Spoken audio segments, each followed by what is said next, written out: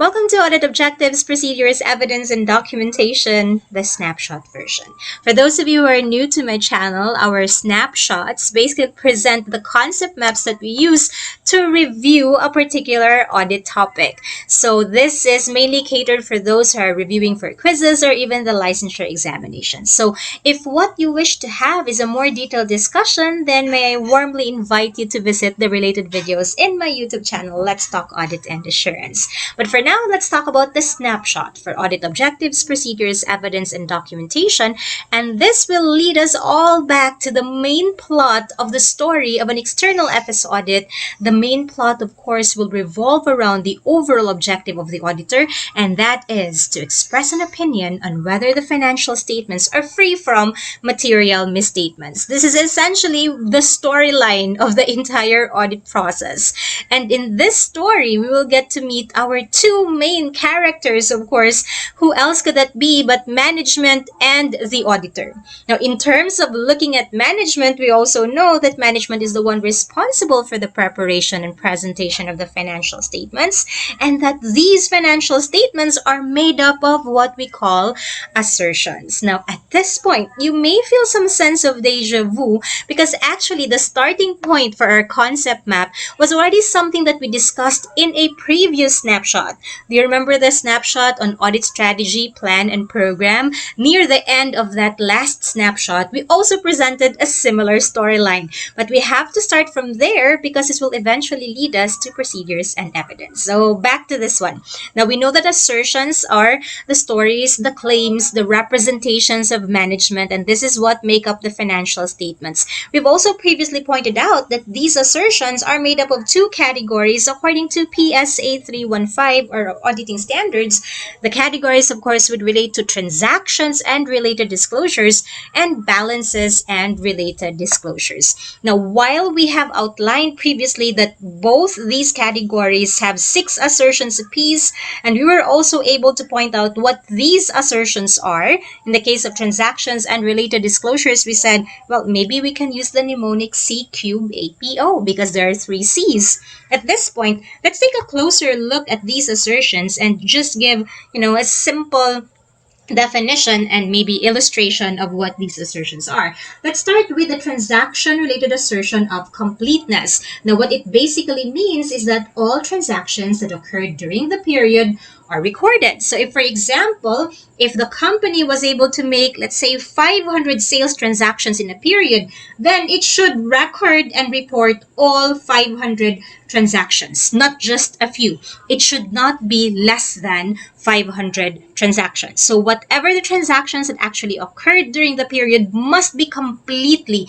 recorded. This then satisfies the suspicions relating to, or they should mitigate the suspicions relating to whether the financial statements are understated. Because when we talk about a problem on completeness, that means not all transactions have been recorded, and ergo, the financial statements are not complete and are thus understated. So completeness answers, or if completeness is violated, this will result to an understatement of the financial statements. Now, opposite to completeness is the transaction-related assertion of occurrence. The counterpart of occurrence for the balance-related assertions is actually existence. But in transaction-related assertions, we call them occurrence. And in the case of the assertion of occurrence, what it means is that transactions recorded in the financial statements actually took place. So in our previous example, if there were 500 sales transactions,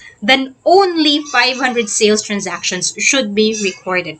The moment management decides to record 600, that means that the additional 100 transactions, they do not exist. They did not actually occur. And so therefore, the assertion of occurrence, once violated, leads to an overstatement of the financial statements. Because if you think about it, there were only 500 transactions, but management recorded 100.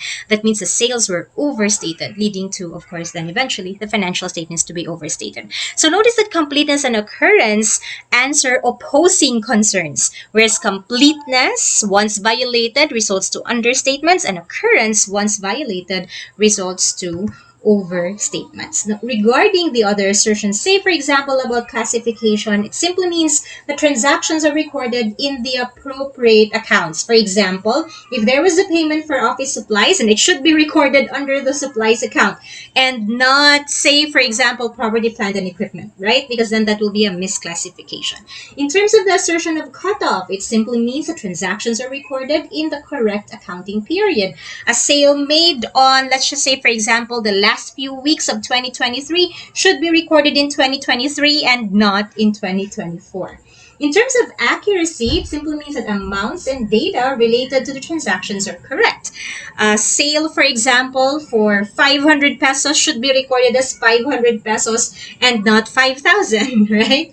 In terms of presentation and disclosure, it simply means that information is presented clearly and that important details are disclosed. And this is where the disclosure requirements of our accounting standards would come into play. That is why it's very important as well for auditors to know what are the required disclosures in order to check if management has disclosed such. So these are the 6 transaction-related assertions of management, which we can summarize into C cube APO.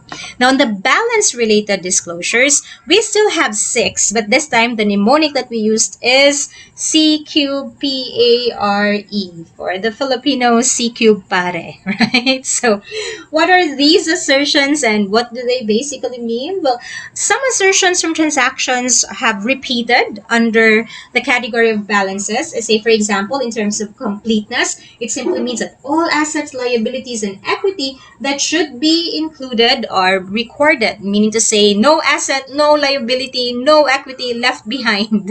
Okay, so similarly, this also, once violated, will result to an understatement of the financial statements. And just like the transaction-related assertions, the opposite of the completeness assertion is the existence assertion. Under the existence assertion, it simply means that the liabilities, assets, equity accounts that exist at the date of the financial state, or they exist at the date of the financial statement. Whatever is reported actually exists. So once this is violated, again, this will result to an overstatement of the financial statements. In terms of the balance-related assertion of classification, it simply means that balances are recorded in the correct account. Say, for example, if you talk about long-term interest-bearing debt, so this should be classified as non-current liabilities and should not be lumped under trade and other payables, right? In terms of presentation and disclosure, basically means that financial statements are clear, and once again, all required disclosures are made, so highlighting the importance, again, of the required disclosures coming from our accounting standards. Now, in terms of accuracy, valuation, and allocation, still looking at whether the balances reflect the correct amounts and whether the assets and liabilities are reported at the appropriate values. And this is where your subsequent recognition requirements would come in. Say, for example, talking about how receivables should be stated at net realizable value, or how inventories should be valued at lower of cost or NRV. All of those things will come into play under accuracy, valuation, and allocation. And speaking of allocation, of course, we all know depreciation, amortization, and the like as well. Now, in terms of rights and obligations, I think you could readily guess. It simply means that the company has rights to the assets and that the obligations of, that the liabilities of the company, or the liabilities that the company records and reports, is actually their own obligation, right? Say, for example, if the company lists a property as an asset, then it should be the true owner of that asset. Okay, so these are the assertions under balances. And just like the last time, we did make mentions that if there are financial statements and you're talking about an external FS audit, then comes in the second major character of our story, which is the auditor, which is in charge for the FS audit. So if management is the one responsible for the financial statements, the auditor is the one responsible for the FS audit. And remember what we said? Because the auditor is always competitive. Once management has assertions, the auditor will also have their audit objectives.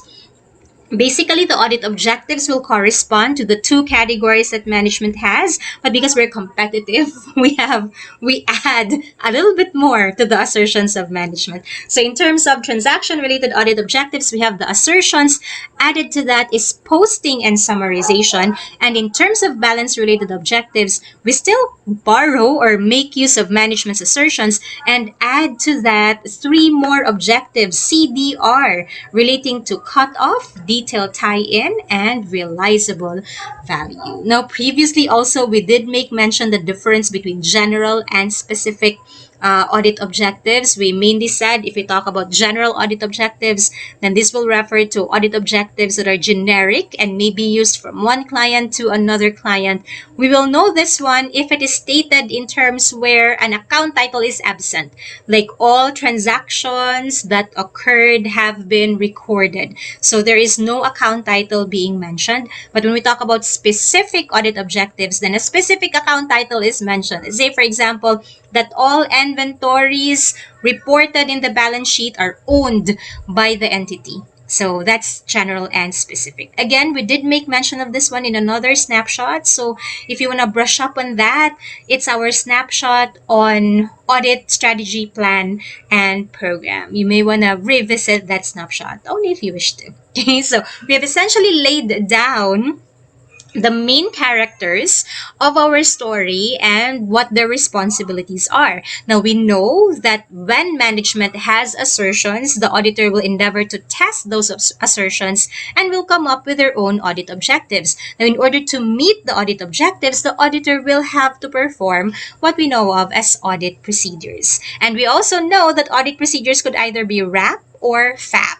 RAP, of course, representing risk assessment procedures, and FAP being either further audit procedures being either test of controls or substantive tests. We'll go back to that in a few. Now, these audit procedures will help the auditor gather audit evidence. And previously, when we talked about the elements of an assurance engagement, we were able to point out that audit evidence should be both sufficient and appropriate. The sufficiency of the audit evidence would refer to the quantity, and this quantity will be affected by the risk of material misstatement.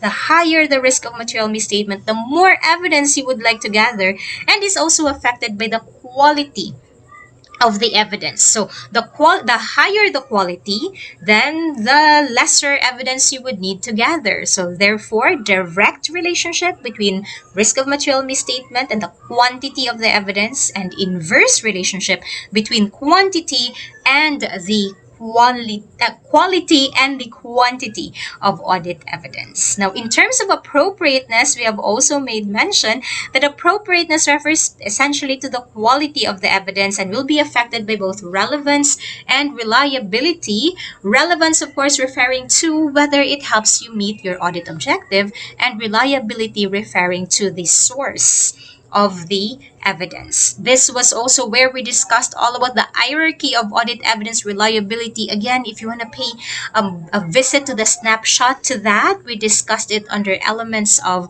an assurance engagement. But going back to relevance, we said we know that evidence is relevant if it helps you meet your objective. And it is essentially at this point where we draw out once again the difference between vouching and tracing, or the importance of the direction of your testing. So as what we always said, in a perfect world, whatever is in the records should also be in the documents. The records will of course represent the financial statements, and the documents would represent what actually transpired. So in a perfect world, what's in the financial statements will be what actually transpired. However, it may happen that it is found in the financial statements, but it did not actually happen. There are no documents to support that, and in that case, the financial statement then is overstated.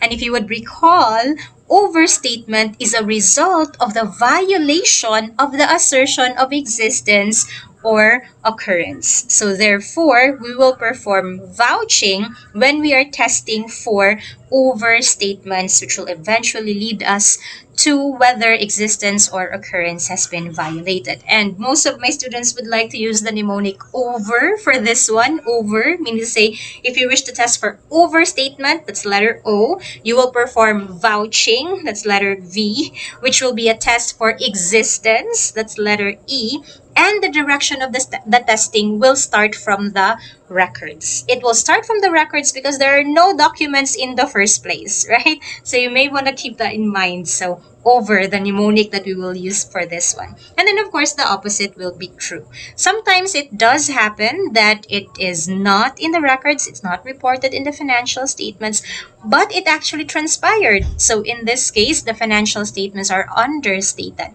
This is now the case of a violation of the assertion of completeness. And to this, we will perform the audit procedure that we call tracing. So again, this is just a review actually of the previous concepts that we have had discussed as well in the other snapshots, but necessary for us to build the foundation for our current concept map. Now, going back to audit evidence, there are actually two types of audit evidence. There is what we call accounting records, and there is what we call other information. So, accounting records may also be referred to as underlying accounting information, and other information may be referred to as corroborating information. So, whenever you talk about accounting records, think about the books of accounts, the journals, the ledgers, right? And whatever is used to support an entry to those books of accounts. So if you think about the sales invoices, for example, the vouchers, for example, this will all form part of the accounting records. Other information, on the other hand, will serve to corroborate what is found in the accounting records. It supports or refutes what is found in the accounting records. Think about minutes of meetings. Think about analysts' reports, for example. Think about confirmations coming from third parties. Notice that these things are not actually what the company uses in order to record a particular transaction, but they could help you corroborate if what was recorded is correct or not. So that's other information. All right. So at this point, let's try to take a look at the 7 types of evidence as outlined by PSA 500 and categorize them as to whether they are risk assessment procedures, test of controls, or substantive testing. So here we have the 7 types of audit evidence, again as outlined in PSA 500. We start, of course, with inquiries, and I think you're able to guess it. When we talk about an inquiry, it's basically done by asking questions to the appropriate people. Highlight, of course, on asking questions to the appropriate people. Okay, so as you may have noticed, inquiries are so widely used in the audit. However, they are also to be taken with a grain of salt. So whatever is the result of your inquiry should still be corroborated, right? But it is very widely used in an audit. Another type of audit evidence is observation, which will involve the auditor watching processes or activities in action. So the good thing about observation is that the auditor is the one who actually watches or observes the process or the activity. The not so good thing about it is that, yeah, we do recognize that people tend to act differently if they know that they are being observed. Still, observation is a widely used type of audit evidence. Another one is what we call inspection. To inspect, actually, our auditing standards make a reference to inspection as inspection. But in other literature, it might actually be categorized into 2, that is inspection of documents and physical examination of assets. So whenever we talk about inspection, it's either you look at documents, records, or you physically examine an asset, okay, a physical asset. So, as what we have mentioned previously, actually, these are the big 3. IIO, inquire, inspect, observe. And because they are the big 3, then we would expect them to be present in all 3 categories as well. They may be performed as RAP, they may be performed as TOC, and they may also be performed as substantive tests. Now, moving forward to the next type of audit evidence, and it is, of course, re-performance. That means the auditor performs again. Re-performance. Now, what is it that the auditor performs again? Now, it is actually controls or control activities.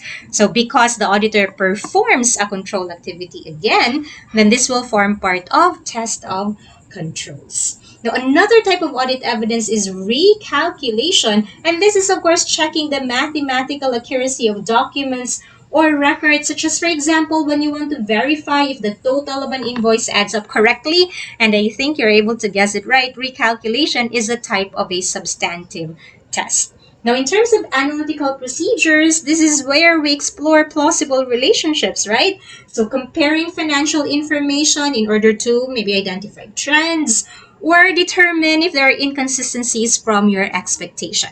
Analytical procedures are also generally substantive tests. However, if we go back to our discussion on planning, we also know that if analytics are performed as part of the planning phase, then it may also fall under the ambit of risk assessment procedures. Although generally, if we are not being told when it is performed, then it is a substantive test.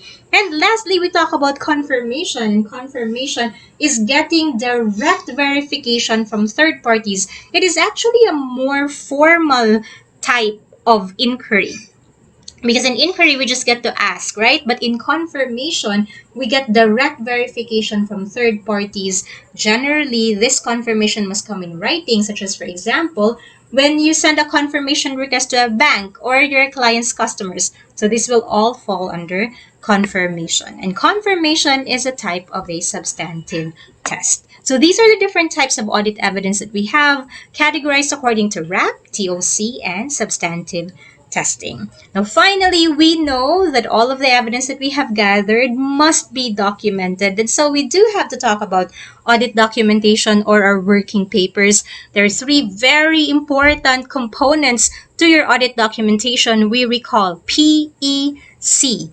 P for procedures performed, E for evidence obtained, and C will of course represent the conclusions reached. Now, the audit documentation of the auditor may come in the form of either a permanent file or a current file. The names in themselves are actually quite giveaways. When you talk about permanent file, think about relatively long-term permanent documents like articles of incorporation, for example. Documentation of the internal control system, because we do not expect internal control systems to change from time to time, right? So all of these will form part under the permanent file. The current file, on the other hand, will include documents, evidence gathered that is part of the current year audit. Say, for example, remember the confirmation replies we talked about a while back? Well, that is only applicable to the current period audit, and so therefore they will form part of the current file. Together, of course, with drafts of your lead schedules, your working trial balance, all relating to the current audit and will form part of the current file. Now, in terms of the audit documentation, take note that the auditor must complete the final assembly of the working papers no greater than 60 days from the audit report date. And within this 60-day period, the auditor is not allowed to add any more procedures or to alter any more conclusions. This 60-day period is, think about it as like a housekeeping period. So, to complete the final assembly of the working papers. In terms of the retention, we're also reminded that, as a general rule, for as long as any legal action may be taken against the auditor must retain the working papers. We mentioned this one because we do appreciate the fact that different countries, different jurisdictions may have their own retention period requirements. In the case of our in the case of our auditing standards, what is mentioned is that it should be no shorter than 5 years. But if you're from the Philippines and we refer to SRC 68 of the Philippine SEC, the retention period is no shorter than 7 years from the audit report date. And that, ladies and gentlemen, presents our concept map for audit objectives, evidence, and documentation. So good job, guys. Head on over to the next one if you're ready, or you may answer some MCQs in order to solidify what we have just reviewed. So see you in the next snapshot.